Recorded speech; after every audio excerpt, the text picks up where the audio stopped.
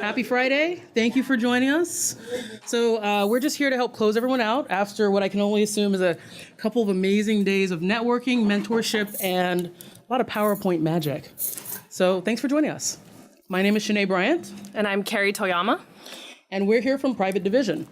If you don't know Private Division, we're an independent game publishing label underneath Take-Two Interactive. And if you don't know Take-Two Interactive, it's a little company that makes a game called GTA. GTA, Grand Theft Auto, and Red Dead Redemption 2. Buy it now. So a little bit more about me. I'm a writer, I'm a producer, I'm an artist, among other things. My information is right over here on this screen. But more importantly, I've been in the industry over 15 years, and during that time, I've worked on, you might call it, both sides of the aisle. On the developer side, at places like Tiburon, Xbox, and a couple startups that don't exist anymore. And on the publisher side, at places like Capcom, Midway Games, and now Take-Two Interactive.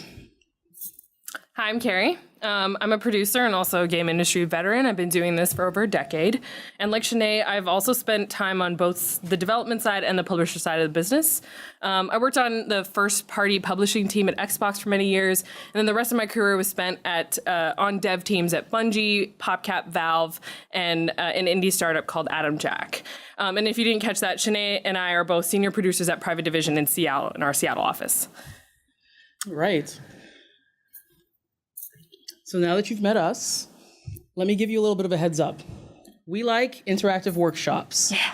And because this is Friday afternoon, instead of, while we're talking at you, occasionally we're gonna ask you all to talk at us a little bit. We're gonna ask for some audience participation. Is that okay? Yes. Is that okay? Yes. All right, so I wanna make sure everyone's still awake, not just charging their phones. All right, so question for the group. Show of hands. Who here has ever worked with a publisher? Working with one right now, worked with a publisher? Okay. Who here has now ever wanted to strangle their publisher? That's not a complete circle, but it's pretty close, right? So, chances are, if you're here, you probably fit in a couple categories, right?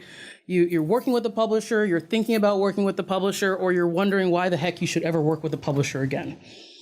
So let's just get this part out of the way. Kari and I are not here to try and sell you on the idea of publishers or on Private Division as a publisher in specific. Simple fact is, working with publishers can be hard. I'd like to say that publishers get a bad rap in the game industry, but it's more like we get kind of a deserved rap. Mismatched expectations, last-minute requests, just a whole lot of stuff that makes game development a lot harder than it needs to be, and game development is already hard, so who needs all that nonsense, right? So, we've both been on both sides of that drama. We've seen when it can go horribly, horribly wrong. Same time, we've seen when it can go right. Have some special hugging pockets. And that's what this session is all about. That's how they advertise it. That's what this whole thing is all about. It's how to train your publisher. It's how to bend them to your will, how to use their magic and money, or I don't know, I'm trying to make this sound exciting, guys, for a Friday afternoon, but the point is, we're giving you some tips and tricks about how to make things go right, because we all love it when things go right. So here's a few things your publisher wishes you knew. All right, so here's our agenda. I'm gonna quickly take you through this, how we're gonna break things up. We're going to talk about working with publishers in 3 different phases. The first one is before the deal. And here we'll talk about knowing what you want out of a publisher, all of the facets of the game publishing business itself, and then identifying your team's strengths to form a solid partnership with your publisher. And then we'll also talk about why it's important to have a deep understanding of the whole business. The second part will be in production. So in this section, we'll talk about how to build your relationship with your publisher, effectively communicating the realities of game development, and some tips you can use to help your publisher manage up. And then lastly, post-launch. At the end, we'll talk about everything post-launch, making sure you maintain a solid relationship with your publisher because game development doesn't end on launch day.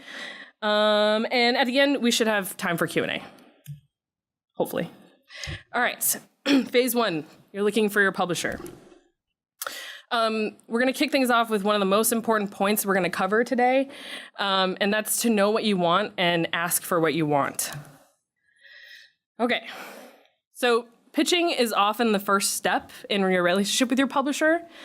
And first impressions, we all know those are key during the pitch, right? That's no surprise. So I have a question. How many of you have pitched a game to a publisher? Okay. So at some point in our careers, Shana and I have both actually been on that other side. We've pitched games to publishers as well. And so when in our jobs now, we know what it's like and we can empathize with people that are on the other side of the table pitching games to us. And so our point here is that it's so important to stick to your vision and know what you want during your pitch. This can't be overstated. But what even is a pitch? Like, I've heard a lot of different theories. Like, some say a pitch it should be a story. Some say it's just a good idea. It doesn't matter how it's told. Some say that a pitch is specifically a commercial idea. And none of those answers are necessarily wrong. Different people can, reasonable people can disagree on that. But to me, what a pitch is truly this. A pitch is an idea, well told, with an ask. So, an idea. I'm not saying a good idea or a bad idea, just an idea. Well told, meaning it's expressed and it's understood. And then with an ask, meaning the whole reason why you're pitching in the first place. So imagine that you're an indie dev and you're meeting with a publisher to pitch your game idea. So you spend weeks preparing, hundreds of hours, everything from the art that you show to the cadence and the pacing. You get to the end of your 45-minute pitch, and the publisher says, okay, well, cool. So, what are you looking for? And you freeze. You didn't really expect to get this far. Now, I don't know, maybe 5 million or 10 million, something like that. If we get more money, then we can give you more features, like a multiplayer mode. But budgeting for a publisher pitch isn't the same thing. It's not like budgeting for a Kickstarter, where more features or more money equals more features. And whatever you ask for, by the end of your pitch, that publisher has to believe, they have to be confident that you know precisely how many money bags you need there. When Kari says know what you want, ask for what you want, this is what we're talking about. We're talking about the ask. So many game pitches focus solely on the idea, but not the execution.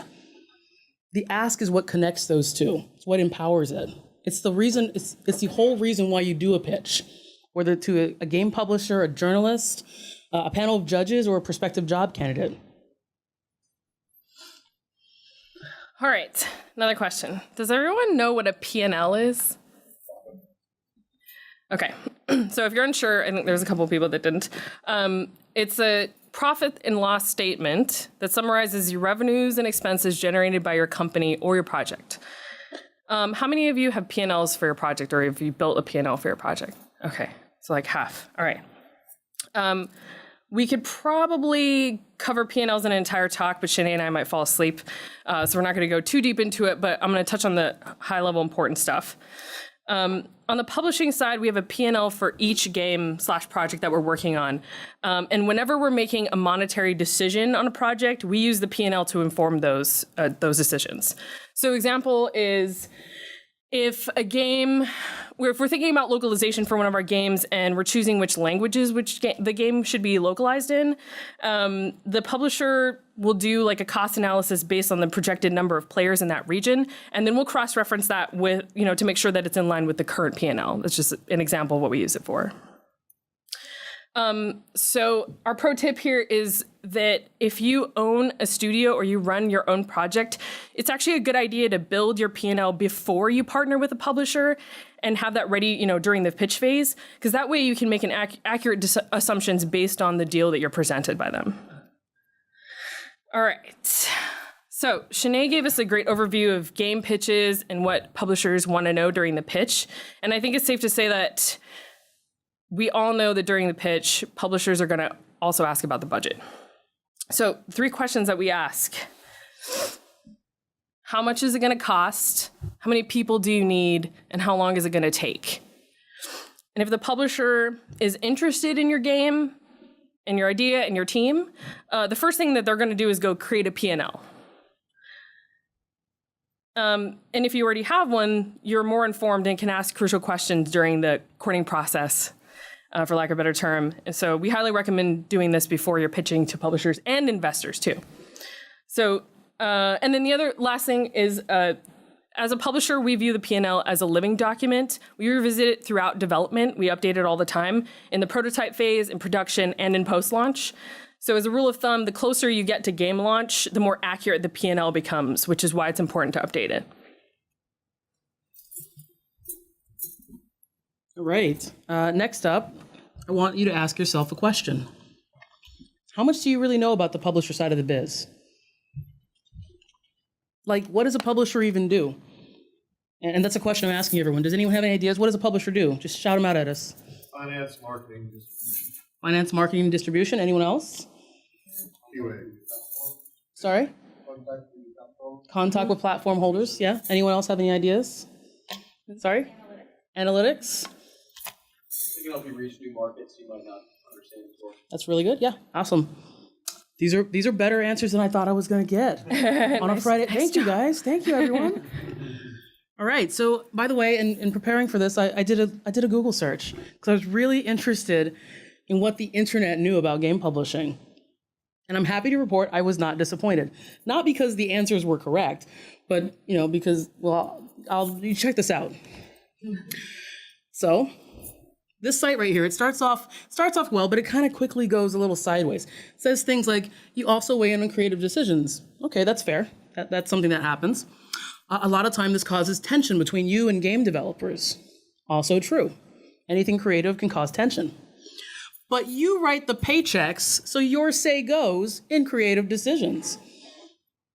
I didn't know that's how it worked. I should have read this website before I got into the whole publishing thing. If developers want their game to be a bestseller, they need your resources. This is what the internet has to say about game publishing. It's a little cynical, right? Wikipedia wasn't much better. And this page, incidentally, hasn't been updated since around 2012, which kind of shows from how much emphasis it puts on writing game manuals. And then we start getting into comment sections. I know, we shouldn't go to comments. I read the comments. So most people know publisher equals money. That's not unfair, right? And I admit I just included these two because I like that everyone seems to think that publisher is a he. And I even put a call out on Twitter just to see what else was out there. My conclusion ultimately was not a lot. I mean, there's a lot of uncertainty about what publishers do. There's certainty about the money part, but everything else, everyone's like, what is a publisher good for? So look at this list as it slowly comes in. It's a whole lot of things. So knowing a little bit more than the internet about what a publisher does will definitely put you as a developer in a much better position to know how to work with your publisher. From contracts and approval processes to making sure your development timelines account for press tours and the inevitable demo, to knowing what kinds of services are even reasonable to ask for. I once worked with a developer who was concerned about testing. He said, we're gonna need a lot of people to test this game, not just 2 or 3. And I said, cool, that's good. We're gonna have 30. And he's like, oh, wow, 30 people. He was absolutely amazed at how big our QA team was going to be. They were used to only working with 2 or 3 testers. Like, that's typically what you have for like a typical internal dev QA team for a studio that size. So when he heard our team was gonna have a few dozen, he was shocked, even though that was a completely reasonable request for a publisher QA team. So if you don't know things like that, if you don't know to ask those kinds of questions, if you don't know what a publisher provides, then you won't know what to ask for. So now here is where I give you all a whole bunch of resources that are going to get you to be able to bone up on the publisher side business acumen. Is everyone's cameras ready? There we go. Nailed it. Unfortunately, it turns out there are not a lot of resources out there to get up to speed on what a publisher is and what a publisher does. And as we saw a second ago, what is out there tends to be dated, biased, or just kind of wrong. So your best bet, believe it or not, is to talk directly to publishers, talk to other game devs, at conferences, at meetups, at professional settings like this, or you could come work for a publisher, and we are hiring. Just a note. I mean, because yes, publishers are good for money, but they're also good for a whole lot more. All right. Let's talk about identifying your team's strengths to form a solid partnership with your publisher. All right, so the idea here is like a good wine and cheese pairing. Think about the ways in which a publisher can add value to your development process. Some examples. Maybe your core team is well-versed in single-player narrative experiences, but you're looking to add online co-op to your game. A publisher with with experience in online games can do a bunch of things. They can introduce you to potential outsourcing studios. Perhaps they already have agreements with some. They can introduce you to individuals through their networks that may be a great addition to your team. And they can help you evaluate online services, things like that. Or maybe you have an awesome vision for a marketing campaign, but you don't have the resources to execute it fully. Or maybe you have some great folks in your embedded dev QA team, but you don't have enough space in your office to expand your full QA team. So with these things in mind, it's good to remember that not every publisher is the best fit for your game or your game studio. So we generally ask ourselves as publishers 2 questions after the pitch meeting. Should this game exist? And can this team make it? If the answer to both of those questions is yes, that opens up more questions like, are we the right partner for this studio for this game? Does it fit into our portfolio schedule? Does it fit into our portfolio in general, game type, tone, things like that? And with our team and resources on the publishing side, can we guarantee this game's success?